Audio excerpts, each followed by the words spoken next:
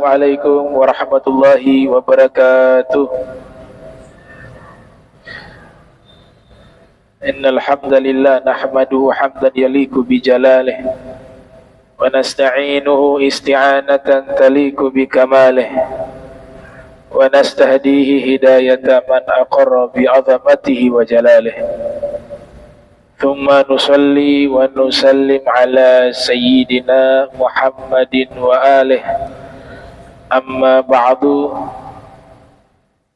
Fasubhanak la ilma lana illa ma 'allamtana innaka antal alimul hakim. Rabbi shrah li sadri wa yassir li amri wahlul 'uqdatan min lisani yafqahu qawli wa saddid lisani wahdi qalbi bihaqqi sayyidina Muhammadin sallallahu alaihi wa alihi wa barak wa sallam.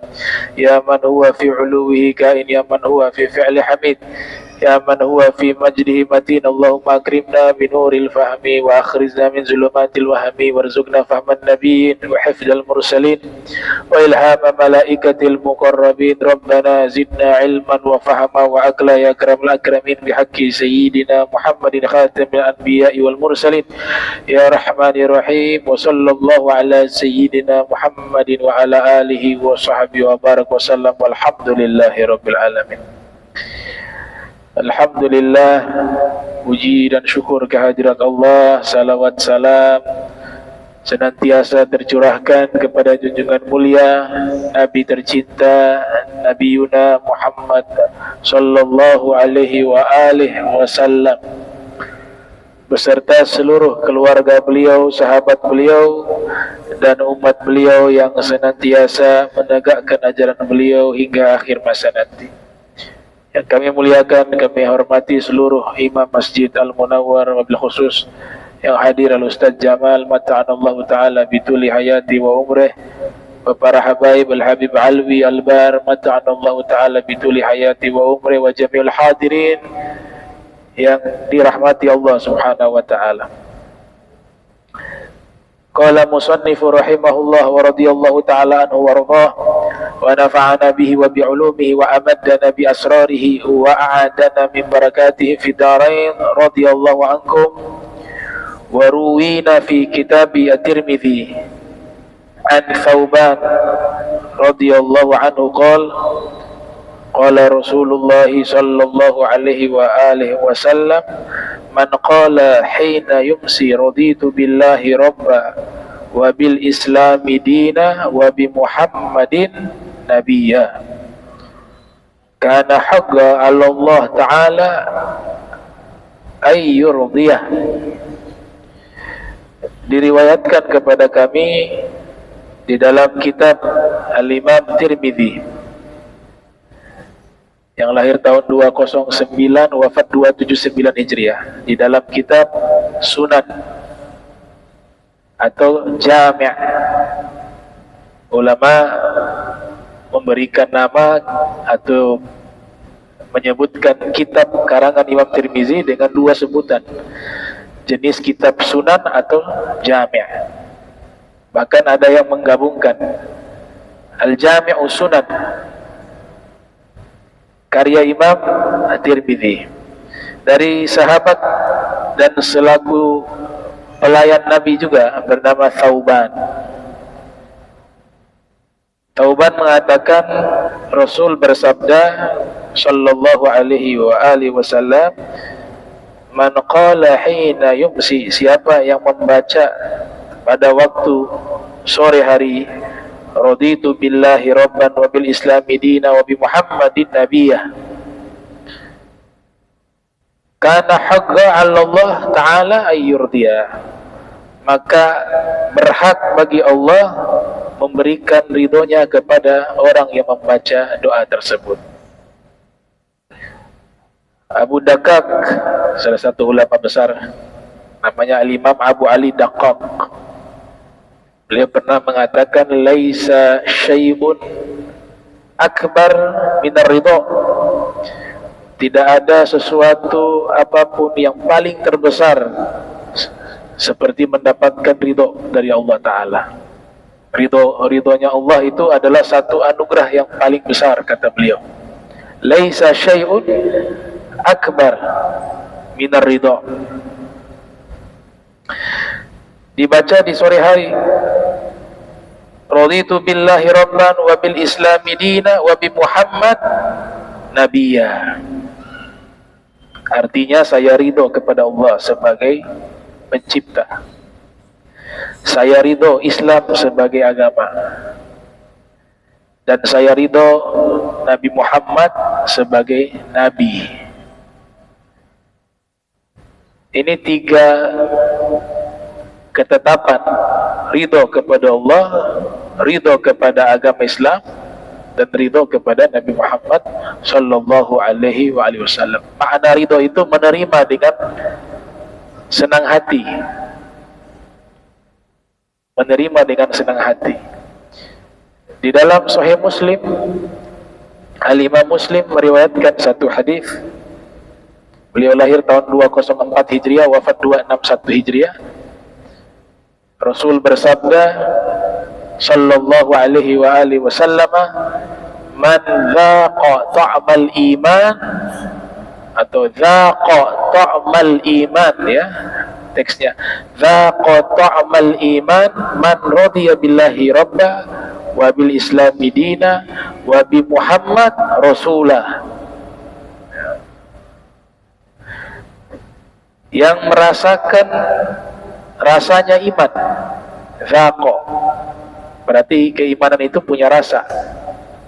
Dari kata dhaqa yadhuqu dhauqa, merasakan. Yang merasakan rasanya iman adalah orang yang dengan senang hati menerima Allah sebagai Tuhannya, menerima agama Islam sebagai agamanya, dan menerima dengan senang hati Nabi Muhammad sebagai Rasulnya. Dulu di Makassar ada satu ulama besar, 300 tahun yang lalu kurang lebih, namanya Syekh Yusuf Al-Makassari. Kil ada pendapat mengatakan beliau sudah sampai dakwah ke Maluku Utara, sampai ke Tidore, ya Kil, ya ada yang mengatakan demikian. Ini beliau sudah mencicipi nikmatnya melaksanakan syariat Islam. Beliau sudah mencicipi bagaimana nikmatnya keimanan. Tentu beliau raih bukan dengan tanpa mujahadah. Tentu beliau raih dengan mujahadah, dengan kesungguhan di dalam melaksanakan ajaran agama Islam, dan tentu dengan ketaatan kepada Allah Ta'ala secara total. Sebagaimana yang disinggung di dalam Al-Quran, ya ayyuhalladzina amanu udkhulu fissilmi kafah wala tattabi'u khutawan syaitan innahu lakum aduwwum mubin. Allah Ta'ala singgung di dalam Al-Quran, wahai orang beriman, masuklah ke dalam agama Islam secara total, jangan tanggung, ya. Itu diamalkan oleh Syekh Yusuf Al-Makassari. Kalau antum membaca sejarah beliau, luar biasa. Beliau ini dari ibu punya hubungan keluarga dengan Raja Goa. Raja Goa. Raja Goa yang pertama kali memeluk agama Islam namanya Alauddin. Yang berikan nama waktu beliau lahir, nama dengan Yusuf, itu yang kasih nama Sultan. Sultan Alauddin. Dididik dengan pendidikan agama sejak kecil. Pada waktu itu di wilayah Sulawesi ada seorang sayyid juga sebagai guru agama bernama Sayyid Alwi Bafagi. Di masa anak-anak beliau belajar kepada Sayyid Alwi Bafagi di wilayah Sulawesi. Sampai matang keilmuan beliau, menjadi seorang ulama. Tidak puas sampai di situ, beliau hijrah sampai akhirnya ke Banten. Kenal dengan salah satu pangeran namanya Pangeran Surya, diangkat jadi mufti. di Kesultanan Banten. Beliau orang Makassar, Makassari. Syekh Yusuf Al-Makassari. Ilmunya sudah luar biasa. Tapi ya sebagaimana riwayat, man humani la yashba'ani, talibul ilmi wa talibul mal. Dua golongan manusia yang tidak pernah kenyang selama-lamanya, pencari harta dan penuntut ilmu. Kalau yang satu negatif, ya, hidup karena rakus, tidak pernah puas, kata Nabi. Laukana li ibni Adam wadiyani minadz zahab, seandainya anak Adam dikasih 2 lembah emas, pasti dia cari yang 3. Sudah dapat yang 3, pengen lagi yang 4. Hingga akhirnya apa kata Nabi? Hingga perutnya penuh dengan tanah. Artinya sudah masuk sampai di kubur baru selesai. Ini diperbudak oleh apa? Hawa nafsu. Namanya sifat hirsun, tamak.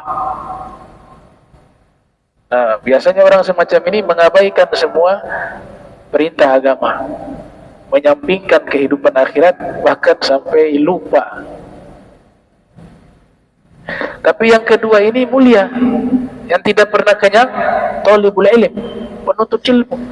Makin belajar, sebagaimana Syekh Yusuf Al-Makassari sudah belajar jadi orang alim, bahkan diangkat jadi mufti, masih kurang.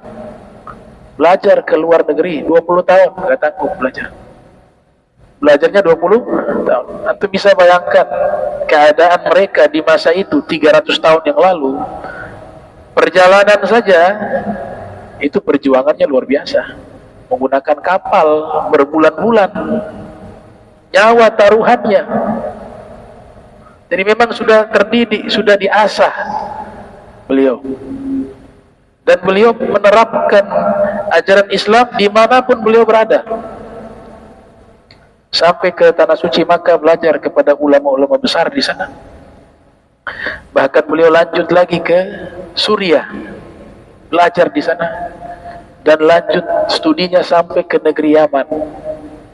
Salah satu guru beliau adalah Al-Habib Abdullah bin Alwi Al-Haddad yang menulis Ratibul Haddad, dan beliau diberikan ijazah langsung dari pengarang Ratibul Haddad. Jadi beliau punya 2 orang guru dari kalangan Sadah. Ada Al-Habib Abdullah Al-Haddad, ada Al-Habib Alwi Bafaqih. Nah, ini perlu tahu bahwa Syekh Yusuf Makassari bukan hanya dianggap sebagai pahlawan di Indonesia, tapi juga di Afrika. Setelah beliau selesai belajar, kurang lebih 20 tahun, beliau kembali ke tanah air. Pada waktu itu penjajah Belanda, ada juga Inggris. Nah, di zaman itu kalau ada yang menentang penjajah, pasti diasingkan. Jadi kita kalau mau tahu orang itu benar, pahlawan yang sesungguhnya, walaupun tidak semua ya, kalau mereka diasingkan, dibuang, itu berarti penjajah tidak suka. Berarti mereka melakukan perlawanan. Nah, Syekh Yusuf Al-Makassari demikian. Beliau diasingkan. Bayangkan, diasingkan ke Sri Lanka. Tapi karena beliau ini adalah sosok figur orang yang sudah merasakan nikmatnya iman, bagi beliau mau di Makassar, mau di Sri Lanka, mau dimanapun sama, buminya Allah, gak ada yang berubah. Diasingkan dengan harapan agar jangan sampai Islam ini menjadi kuat di Nusantara, karena beliau tokoh yang punya pengaruh dan seorang sufi kabir.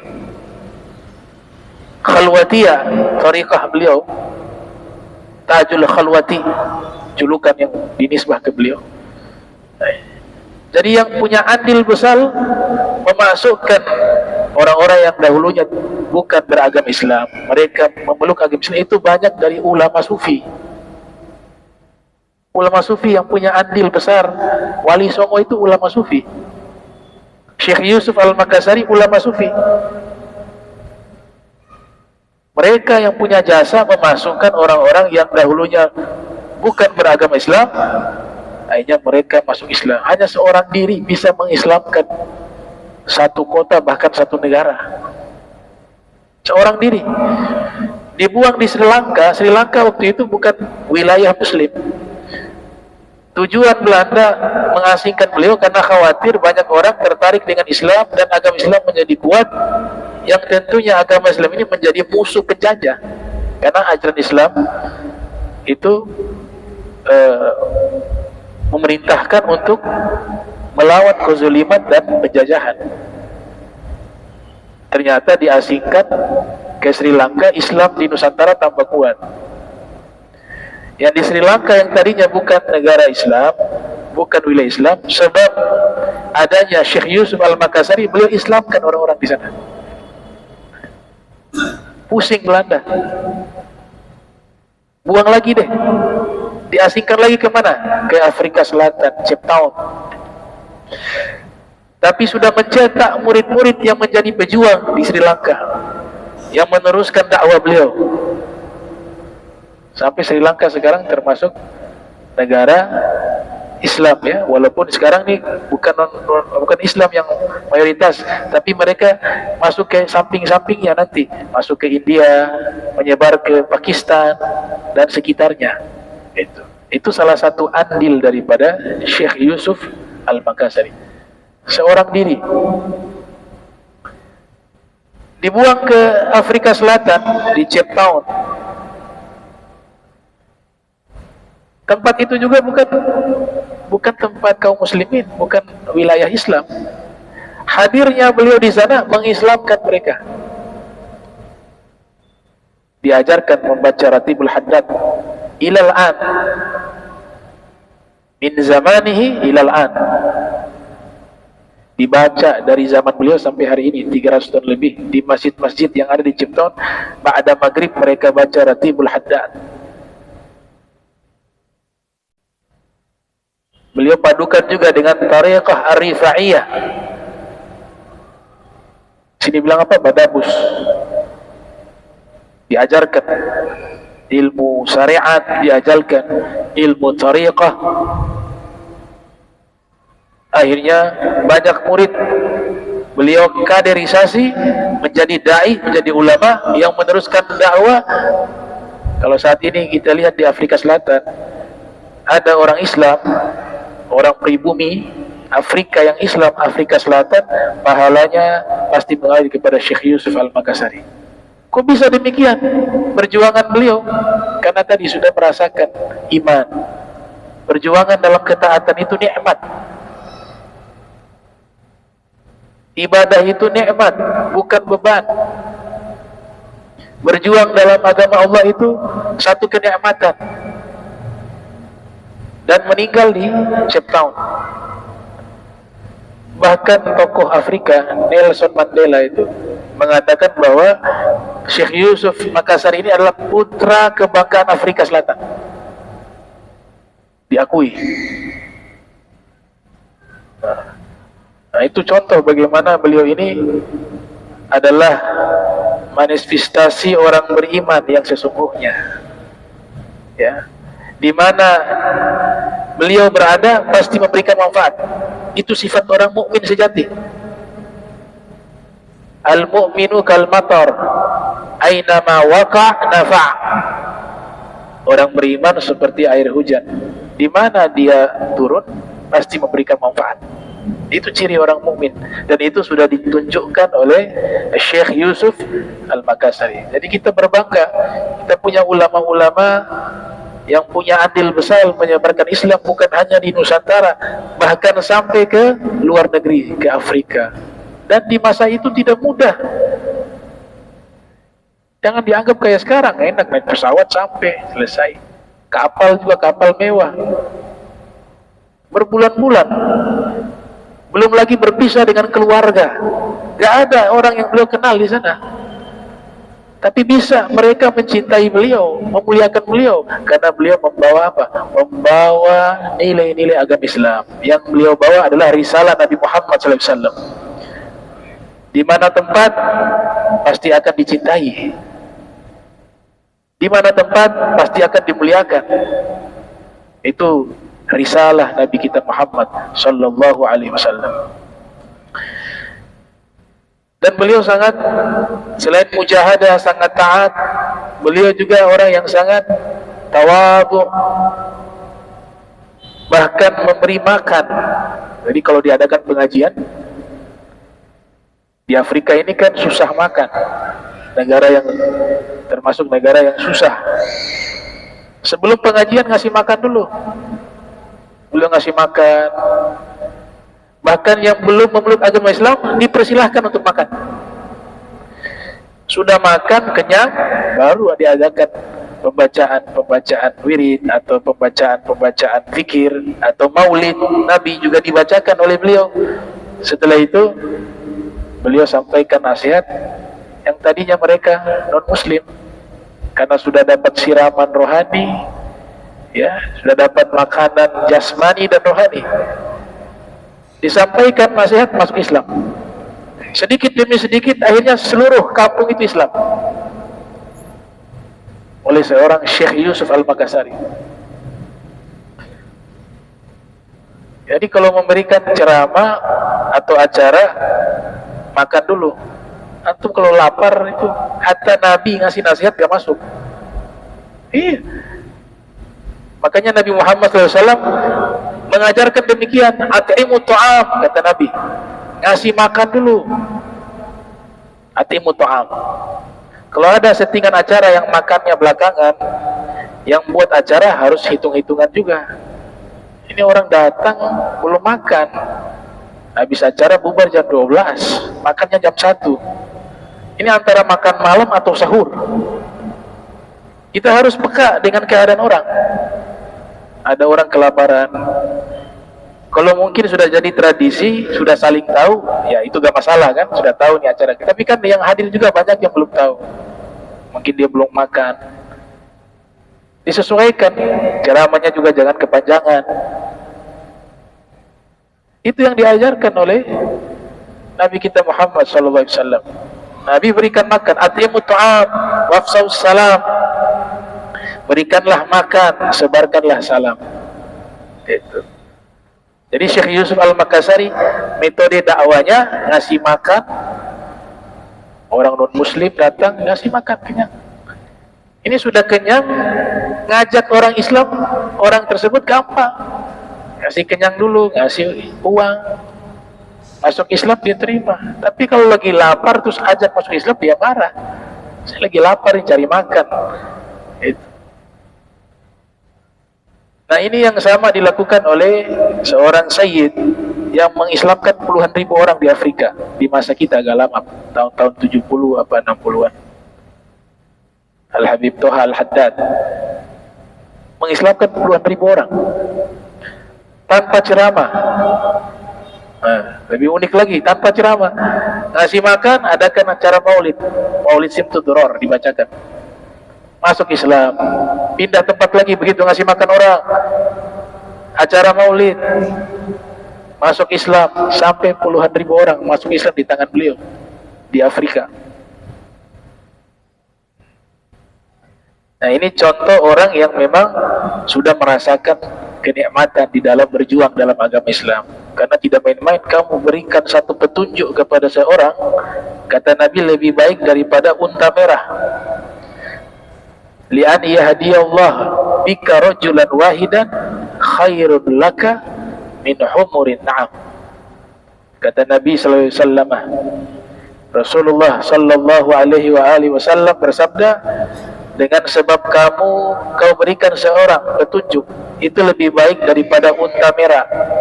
Kala Imam Nawawi, unta merah adalah kendaraan paling mewah di zaman Nabi Muhammad sallallahu alaihi wasallam. Jadi beliau sosialnya bagus, tawadhu. Nah ilmu hujan ini kita harus belajar, ilmu air. Mereka ini jadi orang besar bukan hanya karena mereka punya ilmu dan bukan hanya mereka ahli ibadah, tapi yang paling penting dari itu mereka punya hati yang bersih. Pepatah mengatakan, al-ilmu harbun lil fata'i muta'ali. Kasail harbun lil makani ali. Ilmu menjadi musuh bagi orang yang sombong, yang tinggi hati. Sebagaimana air atau banjir itu menjadi musuh bagi tempat yang tinggi. Banjir itu gak bisa di dataran tinggi, dia pasti di dataran rendah. Allah Ta'ala selalu mengumpamakan air hujan dengan sifat yang baik. Tidak pernah di Al-Quran disebutkan air hujan itu dengan sifat yang buruk, kecuali berkaitan dengan bencana alam yang terjadi di masa Nabi Nuh. Itu sebagai hukubah, sebagai hukuman. Selain itu, Allah Ta'ala selalu mengatakan nunazzilu minas sama'i ma'an mubarakah.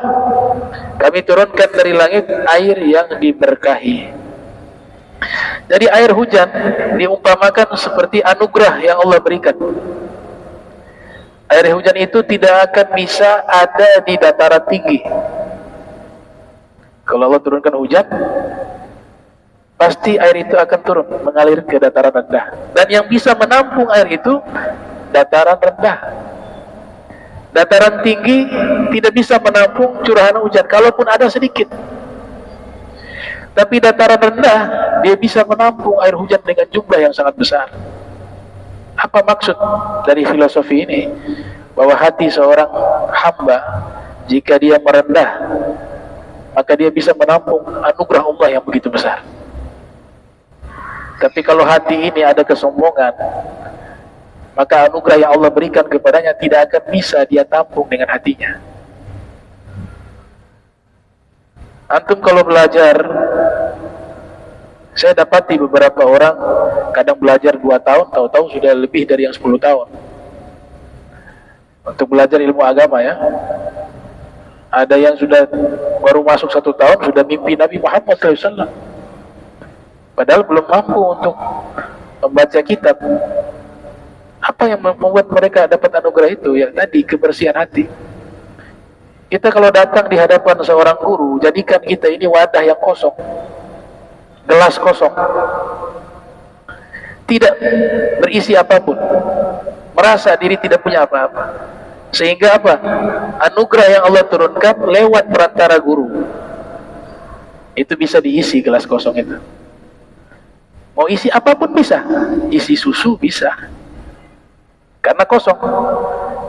Atau sang guru ingin mengisi dengan kopi juga bisa, dengan teh juga bisa.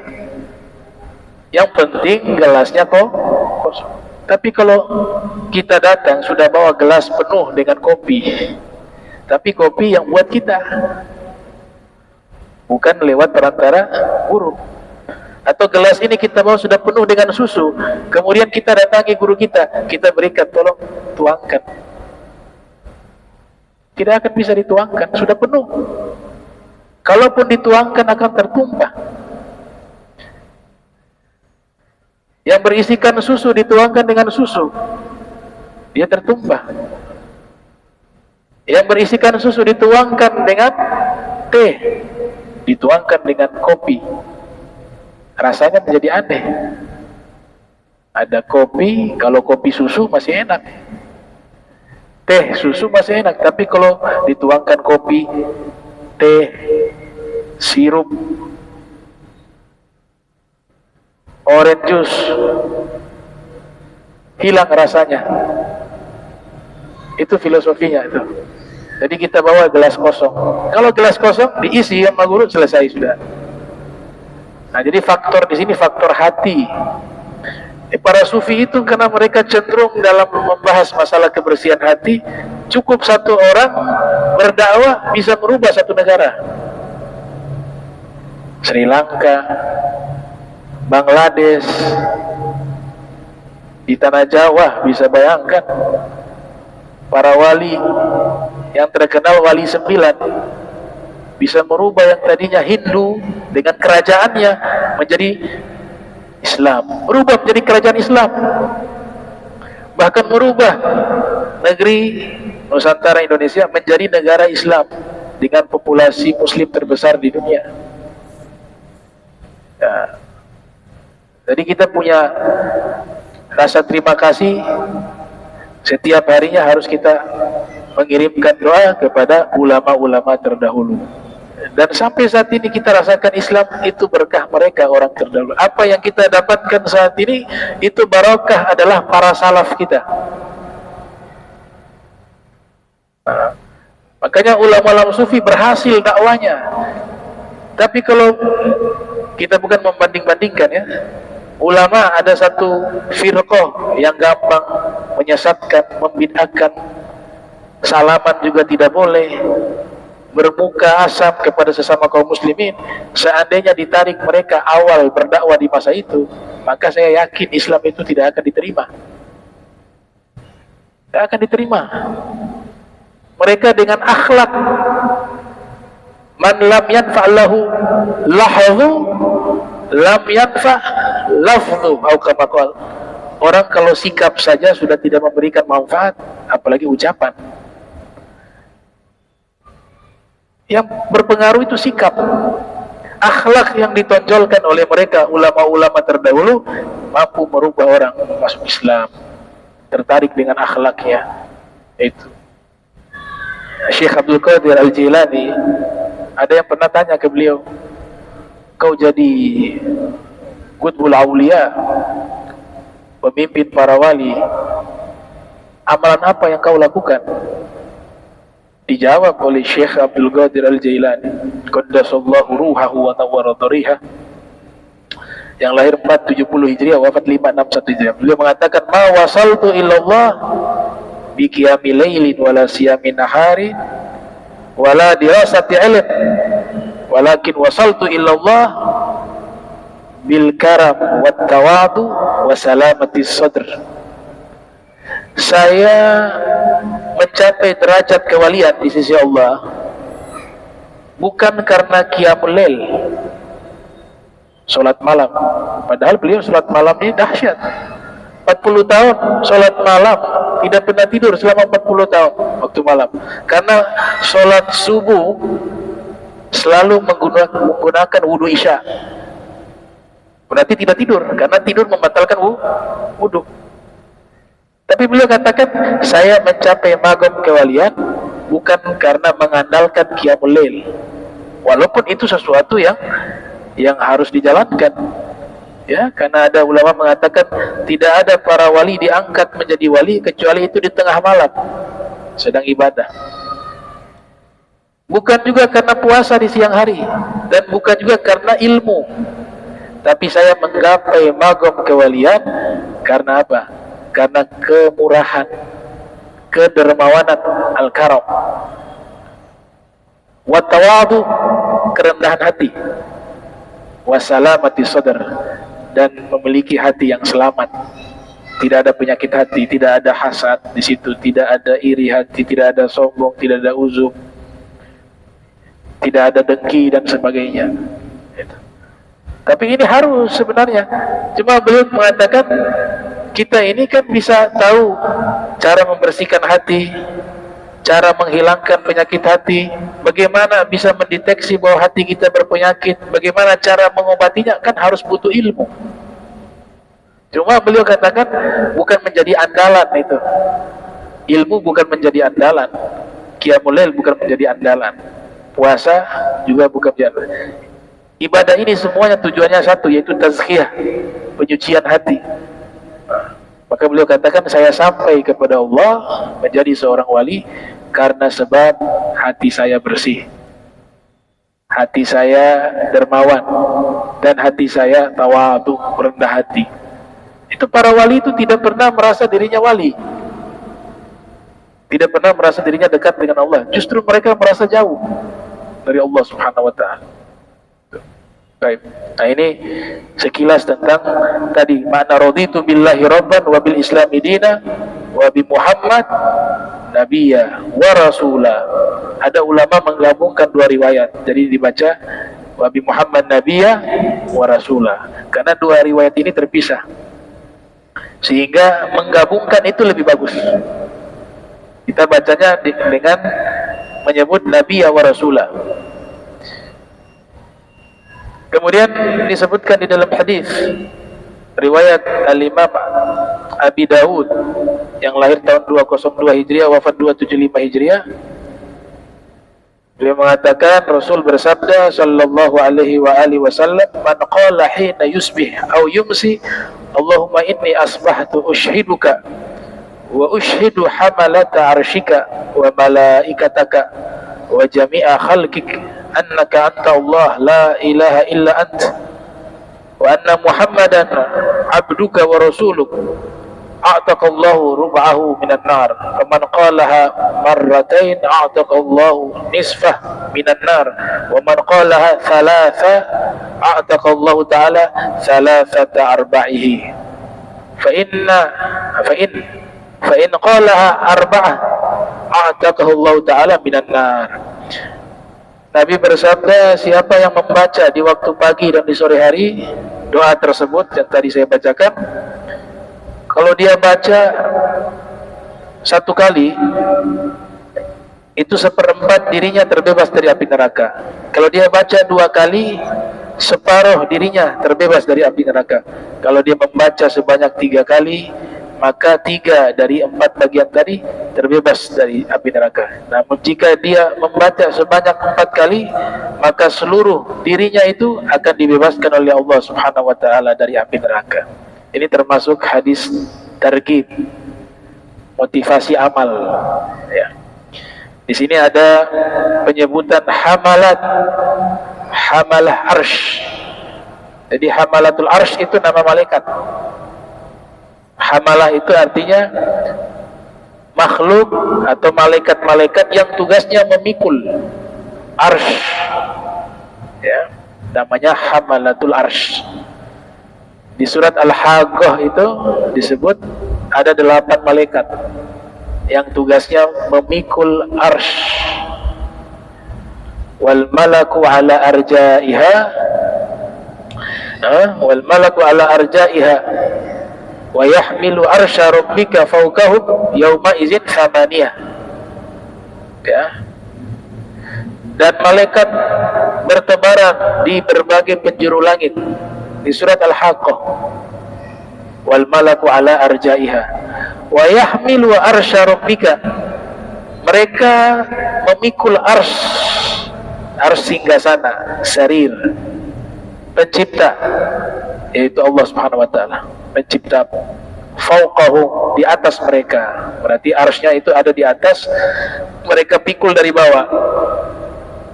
Jumlah mereka yang memikul 8 malaikat. Jadi Allah Ta'ala menyebut hamalatul arsh itu 8 malaikat. Dipikul sejak kapan? Dari awal arsh diciptakan sampai nanti hari kiamat. Karena di hari kiamat segala sesuatu hancur, termasuk arsh. Arsh Allah yang Allah ciptakan, bukan arsh Allah itu arsh tempat tinggal Allah, bukan. Kalau sudah dihancurkan di hari kiamat, di mana Allah? Tempatnya hancur. Makanya Sayyidina Ali bin Abi Thalib, beliau mengatakan, Inna Allah Ta'ala khalaqal arsha izharan bi kudratihi wala makana bi dhatihi. Sesungguhnya Allah Ta'ala menciptakan arsh untuk menunjukkan kekuasaannya, bukan sebagai tempat tinggalnya. Dalam kitab Al-Farqu Bainal Firaq diriwayatkan oleh Syekh Abdul Qahir Al-Baghdadi. Begitu juga ada orang Yahudi pernah datang menemui Sayyidina Ali. Diriwayatkan oleh Abu Ishaq Al-Isfaraini dalam kitabnya At-Tafsir Fid Din. Abu Ishaq Al-Isfaraini, dia tanya, wahai Imam Ali, aina Allah? Allah di mana? Kata Sayyidina Ali, karramallahu wajah, innal ladzi aina fala yuqalu lahu aina. Dia Allah yang menciptakan di mana, maka tidak layak mengatakan Allah di mana. Kaifa Allah? Bagaimana wujudnya Allah? Innal ladzi kayyafal kaifa fala yuqalu lahu kaifa. Dia Allah yang menciptakan bagaimana, maka tidak layak mengatakan Allah bagaimana. Laisa kamitslihi syai' wa huwa ala kulli syai'in qadir. Dia Allah tidak serupa dengan sesuatu apapun. Itu jawabannya Sayyidina Ali bin Abi Thalib. Kemudian ada pendapat para ulama hadis itu kalau buat judul tentang Allah itu berada di mana, kebanyakan mereka buat judul innallaha kan wala makan. Innallaha kan wala makan. Sesungguhnya Allah itu ada tanpa ada tempat. Yang namanya tempat, sebut saja arsy, pasti awalnya tidak ada. Sedangkan Allah ini ada dan awalnya tidak ada. Bagaimana mensinkronkan sesuatu yang awalnya tidak ada kemudian diadakan, sedangkan Allah yang awalnya tidak ada, terus kita katakan arsy itu tempat tinggal Allah, berarti arsy ini sifatnya sama dengan Allah, qadim. Berarti bukan makhluk. Nauzubillah min dzalik. Tapi kalau kaidah yang telah dibangun oleh para ulama bahwa Allah ada tanpa membutuhkan apapun, termasuk tempat, termasuk zaman, maka ini bisa diterima bahwa yang namanya makhluk dari tidak ada menjadi ada. Di saat Allah belum menciptakan segala sesuatu, Allah telah ada tanpa harus ada tempat. Kalau ada tempat, kita makhluk. Dan ini berangkat dari hadis Nabi. Nabi pernah bersabda, hadis sahih riwayat Imam Bukhari yang lahir tahun 194, wafat 256 Hijriah. Nabi bersabda dalam hadis, Allahu kan walam yakun syai'un qablah, atau kama qala Nabi sallallahu alaihi wasallam. Allah sudah ada sebelum segala sesuatu ada sebelumnya. Bahkan mereka katakan Allah itu sudah ada sebelum kata ada itu ada, dan sebelum segala sesuatu itu ada. Allah itu sudah ada sebelum kata ada itu ada, dan sebelum segala sesuatu itu ada. Dan yang mengadakan adalah sesuatu yang ada. Dia adalah Allah, wajibul wujud. Nah, malaikat yang memikul arsy diistilahkan dengan hamalatul arsy. Kapan mulai mereka memikul arsy? Sejak arsy diciptakan dan sampai hari kiamat. Karena hari kiamat semuanya hancur. Kullu syai'in halikun illa wajhahu. Segala sesuatu binasa kecuali Allah. Imam Bukhari mentakwil wajhahu mulkahu.